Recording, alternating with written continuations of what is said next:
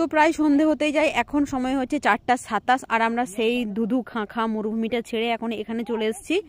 তো এখন রাস্তার মাঝে দু একটা ভিডিও হয়তো শুটিং হবে, তারপর আমরা বাড়ি চলে যাব। আর এই জায়গাটা ঠিক এরকম দেখুন, আগে বৌদির নাচটা দেখে নেওয়া যাক, তারপরে হচ্ছে না হয় জায়গাটা দেখাবো। তো এই দেখুন দাদা আর এদিকে যে বৌদি নাচ করছে। তো বেশ ঠান্ডা ঠান্ডা লাগছে, শাল জঙ্গলের হাওয়া, মানে বাপরে বাপ প্রচণ্ড ঠান্ডা লাগছে। বাড়িতে এতটা ঠান্ডা লাগে না, কিন্তু এখানে প্রচুর ঠান্ডা লাগছে।